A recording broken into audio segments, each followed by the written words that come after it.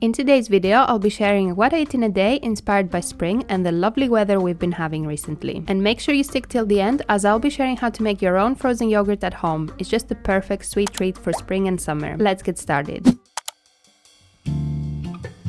After my walk with Elsie, I was ready for some proper breakfast, and today I decided to make a breakfast burrito, but open-faced. To make it, you just need some onion, an avocado, juice of a lime and some baby tomatoes. I started by prepping all the vegetables, so I chopped all the baby tomatoes in small pieces and then sliced about a quarter of an onion and chopped it up in small pieces as well. I then sliced my avocado in half, and if you squeeze the pit, it comes right out if the avocado is nice and ripe. I then cut it in little cubes, ready to add to my burrito. I seasoned the avocado with salt and pepper and then moved on to making my eggs. I'm doing fried today, so I grabbed a couple and added some olive oil to my non-stick pan. I cracked the eggs seasoned with salt and pepper and let them cook for a few minutes.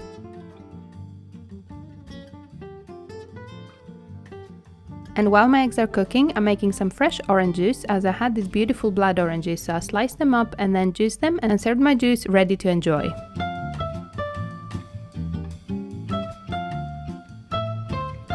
Perfect is this color. Oh, it's so good. It's so refreshing. I just love oranges, and blood orange juice just feels so much more special. And now onto putting my breakfast together, I added the tortilla wrap on my plate. I added the eggs and then topped with the avocado, tomato and onion. And to take this to the next level, I'm also adding some feta, so I just sprinkle a small piece on top. Lastly, I squeezed some lime juice and breakfast is ready. And this is such a quick breakfast, but it's so yummy and something a bit different to my usual breakfast go-tos.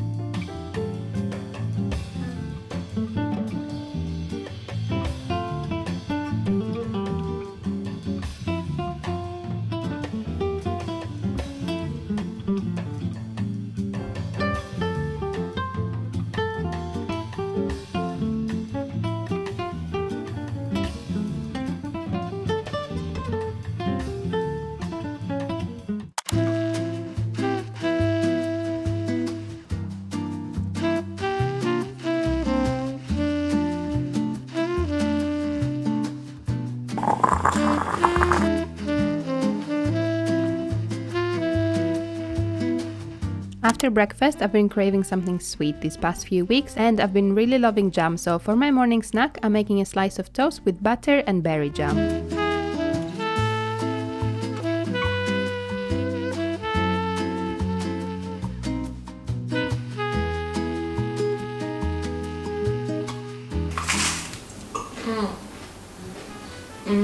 So good.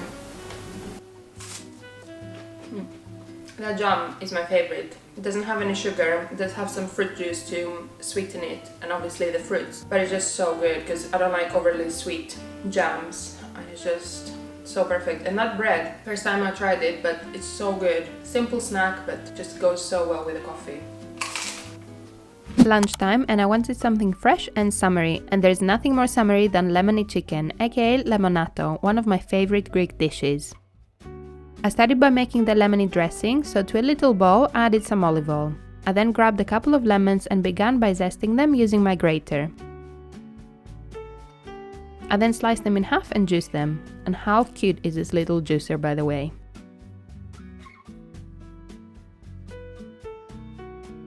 I added the lemon zest and lemon juice and seasoned with salt and pepper.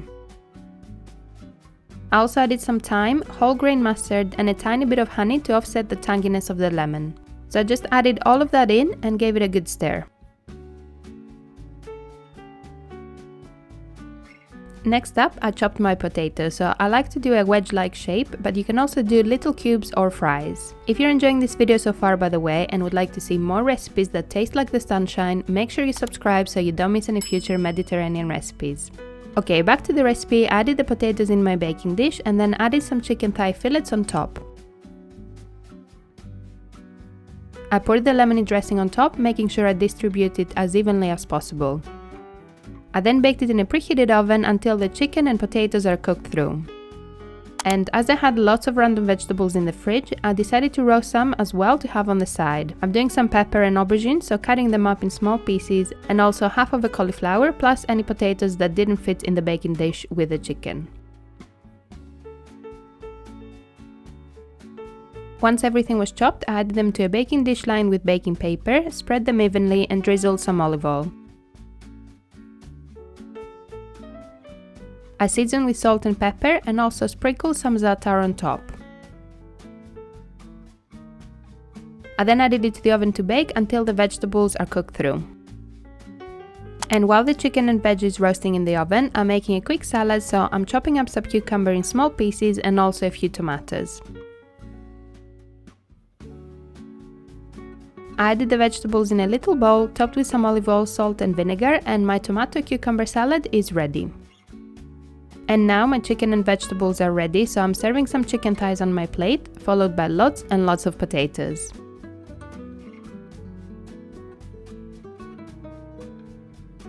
I then served some of the roasted vegetables and topped them with some feta. And lunch is served.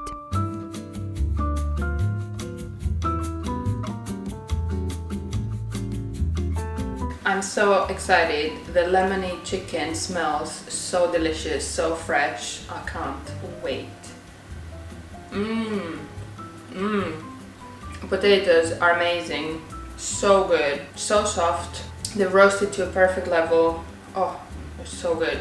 Let's try the chicken. It's actually also so soft. It's just, I don't even need a knife. A stupid fly. Had the window open because the weather is so good. Get away! I had the window open and obviously it smells so nice. It attracted a fly. But yeah, let's try the chicken.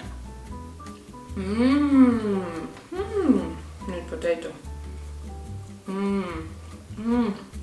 So good. One of the best. Actually, I feel like it always turns out like that. I don't think it's one of my best. I think it's just amazing every time. It's so good, so simple to make. Perfect for a midweek lunch or dinner. It just doesn't take long. It's just chopping the potatoes and then the dressing takes like 2 seconds to make. So definitely try it if you like chicken and potatoes. And yeah. So for the vegetables, I did za'atar and I thought a bit of feta on the top would also work well, especially if it starts melting and stuff. So let's try. Very summery. All the flavors work so well. I tried the aubergine just now and it's just so good with the feta. Let's try a bit of everything. This is amazing. Again, super simple to make, but the flavors of the za'atar and the feta and the vegetables work so well together. And for my side, I didn't really fancy a green salad, and instead of having nothing, I thought I'd make a quick tomato and cucumber salad because it's still vegetables, it's still good for you. It doesn't have to be a green salad to be good. Very simple, but if you have good tomatoes and good cucumber, it's all you need, you know? And actually, the good salt. Buy the, I think it's called Malden salt, you know, the flakes. And it is a bit more expensive, but I usually use it just for salads and like to sprinkle on top. And it just makes everything like 100 times better. It's so good. And vinegar. Let me know if you put vinegar in your Greek salad. I know some people do, some people don't. And I think a bit of red wine vinegar in Greek salad elevates all the flavors, but I do love anything sour, so let me know in the comments if you put red wine vinegar in your salads, especially Greek salad. Have to go back to this potatoes. These potatoes are amazing. No other word. Perfection.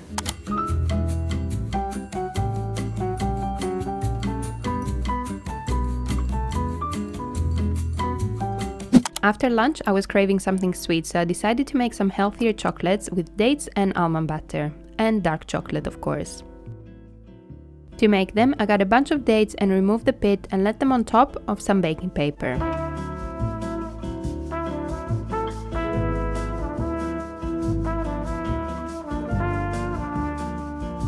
Once all the dates were de-pitted, I filled each one with some almond butter and closed them up. I then put them in the freezer for about 10 minutes so they can firm up a bit before I dip them into chocolate. And in that time, I melted some chocolate in a bowl using a double boiler, which basically means adding your bowl in a bigger bowl with simmering water.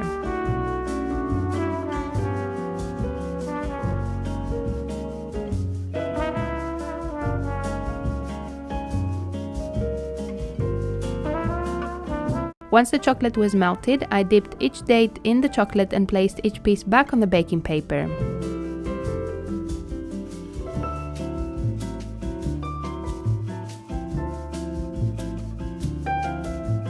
I then drizzled a bit more chocolate on top with a fork to make a bit of a design. Lastly, I topped with some salt flakes and my chocolate covered dates are ready.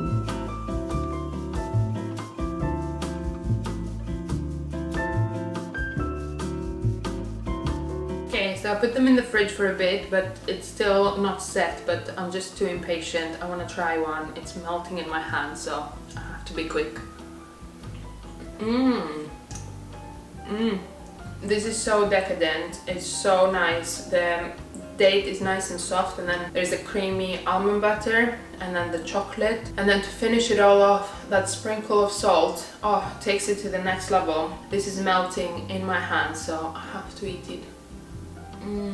Perfection.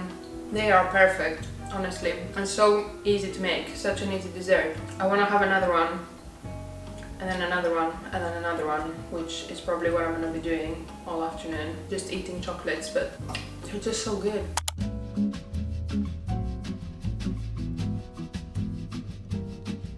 For dinner, I wanted something that required minimum cooking, so I'm making bouillourdi. And if you've never cooked feta in the oven before, oh my god, you're in for a yummy surprise. And this is the easiest recipe, so it's perfect for beginners. I washed some tomatoes and then chopped them up in slices. I added the tomato slices in a baking dish and then topped with a block of feta and a tiny bit more as I had some extra. I drizzled some olive oil and then realized I forgot to add the pepper slices, so I added them on top and topped with some dried oregano. I seasoned with salt and pepper, drizzled a bit more olive oil and then covered the baking dish with some foil. I then baked it in the oven for about 45 minutes to an hour or until the feta is nice and golden. Once it was ready, I served some in a bowl and then added a pita on the side, and dinner is ready. Super simple to make, but so yummy.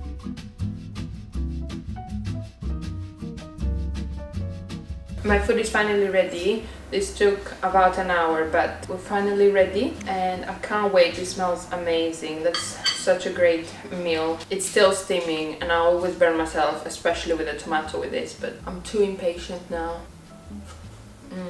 It's very summery and it always reminds me of home because my mum often makes it at home.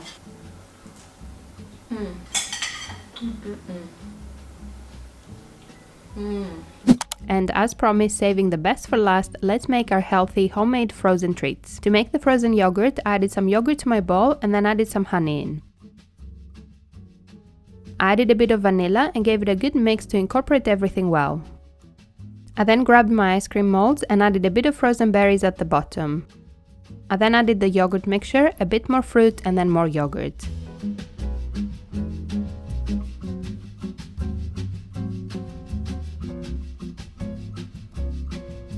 And since I had some empty spaces, I decided to make a coconut version, so I added the thick part of a can of coconut milk and a couple of tablespoons of the water part. I added some maple syrup for sweetness and some cocoa powder to make it chocolatey. I gave it a good mix to incorporate everything well, and then I decided to add some cacao nibs for some extra crunch. I added the mixture in the molds together with some frozen berries again and placed them in the freezer to freeze for about 4 to 5 hours.